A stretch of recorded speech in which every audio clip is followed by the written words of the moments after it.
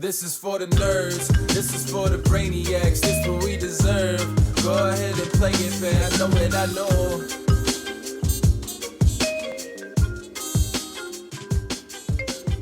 That was Chris Konvalinka, our guest today. Welcome to the studio, young man. You're actually in my fucking seat today. Damn right, how the times change. Talk a little bit about that process, because like over the last 18 months, I've seen you go from... I will say you're very humble in this regard. I saw a lot of Instagram sessions of 1-3, a lot of 2-5. I know you and I have spoken a lot about Risk of Ruin, and by all accounts, I would say you're a lot more conservative at your age than I was. Not that that's a bad thing, just an observation. But how do you go from 1-3 to 10-20 plus in an 18-month span? Well, I put in a ton of work on my back end.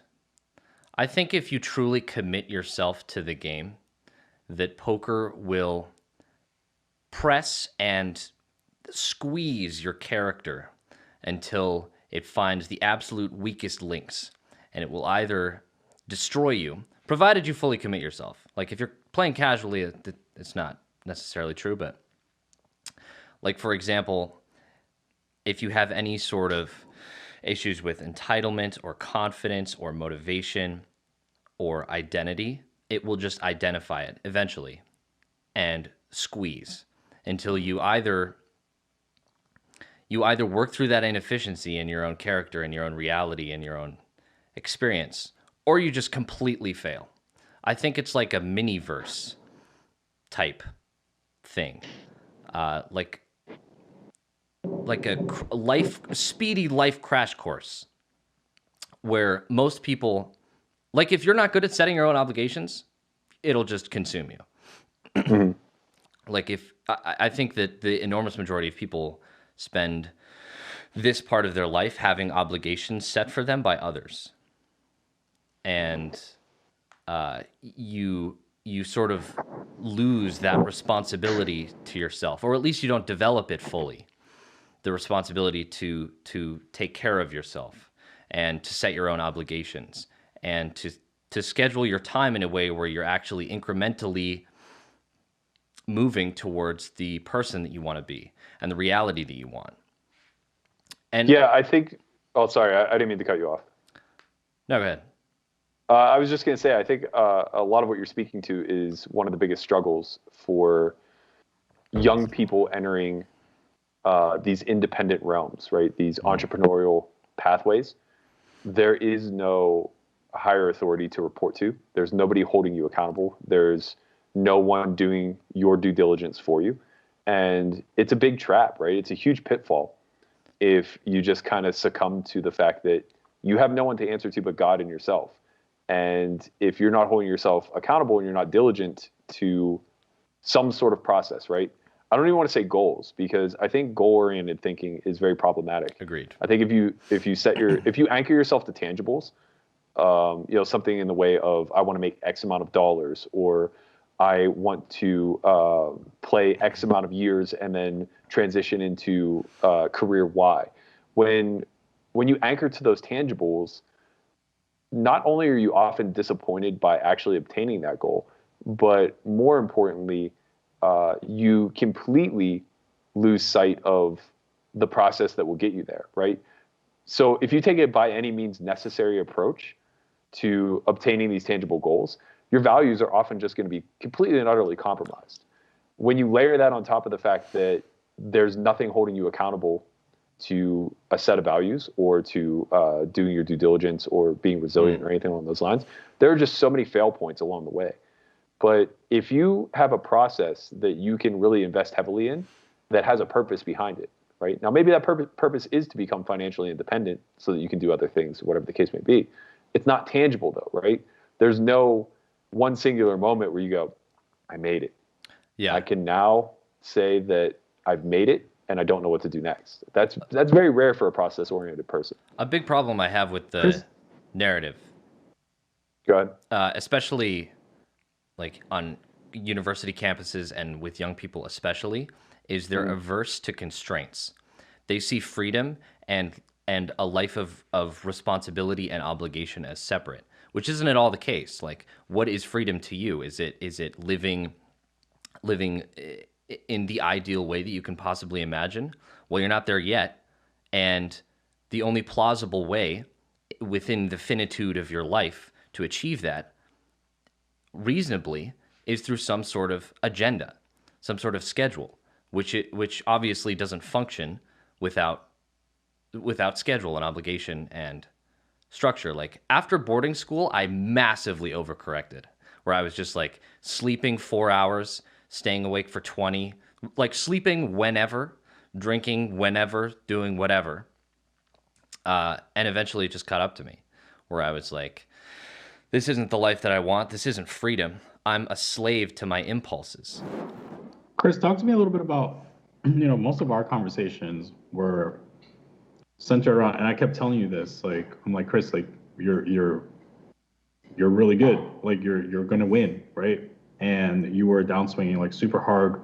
Yeah. And I was like looking at the hands, and I'm like, okay, you're pressing a little bit here, but let the game come to you. Like, don't worry so much. And you're like, well, what if this run never ends and I'm a live pro that's washed up and I never get to win because variance is a fucking bitch, and like you never get to see the true extent of a sample size when you play live. And I'm like, I kept telling you, you can only control what you can control. And I think I've done enough to get you to a point where I think you're winning like significant amount in your pool. But most of like the struggle I think came from the fact that maybe it was a little bit of entitlement. Like, you felt like you needed to win and you needed to win now. I don't necessarily know.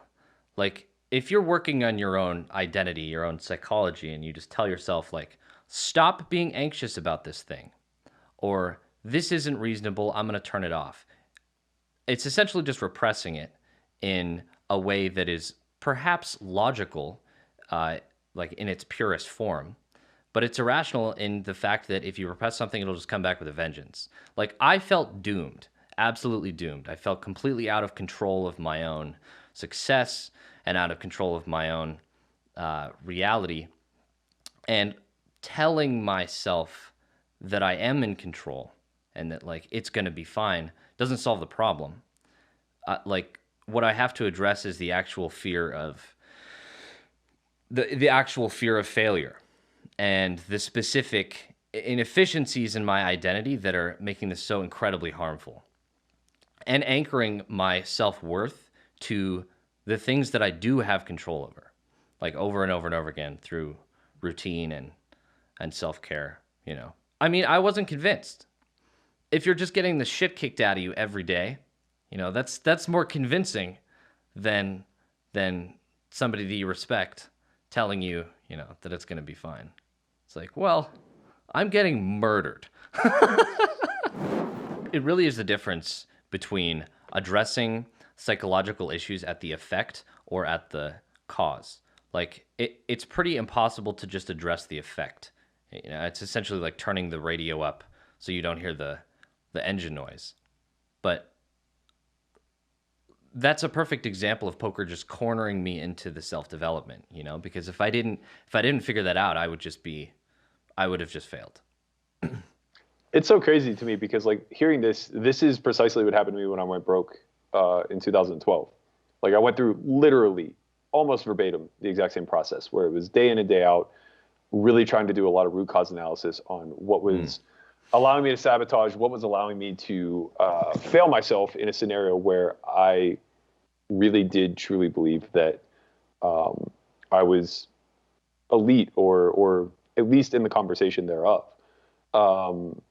And you couldn't be any more spot on, right? Like, so much of it is born out of almost like the paradox of choice, where you just have so many options for feedback and they're so unreliable, right? That you kind of steer into that negative feedback loop because it at least feels consistent.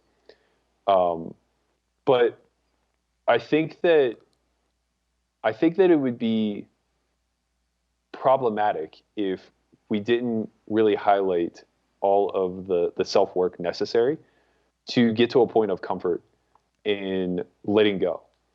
And just doubling back to what we were talking about before, I think that really does come with investing in the process, right? Rather than the results, because that actually does give you some concrete feedback that you can trust. You kind of mentioned controlling the controllables. That is a methodology of getting actual feedback loops in place that are reliable. There's no variance in taking the reins on the aspects of your life that are well within your control. Right? There's no variance in being a person who's rooted in value. There's no variance in being somebody who is disciplined in their nutrition and fitness. There's no variance in being more mindful in relationships. But the benefit is so asymmetric compared to the downside, right? Like, yeah, you sacrifice a little bit of these hedonistic qualities that you mentioned, but the return is just, 100-fold of what it would be if you just continually float through and let chance dictate what the outcome is going to be. Yeah, I think that there's profound meaning in responsibility. Like that is what I anchor myself to. And it's important to state how wildly inhuman it is, the field that we've chosen. Like, our brains are so completely inequipped to understand probabilistic data. Like, we're living with hunter-gatherer brains trying to navigate a infinite node game tree, an infinite node probabilistic game tree. It's nonsense. Right.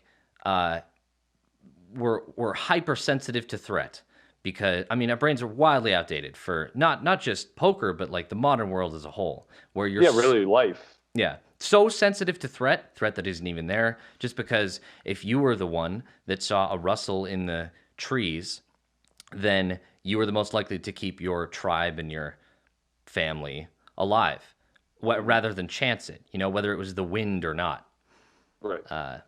And there's no place that really presses the inefficiencies of your brain up against the wall like poker.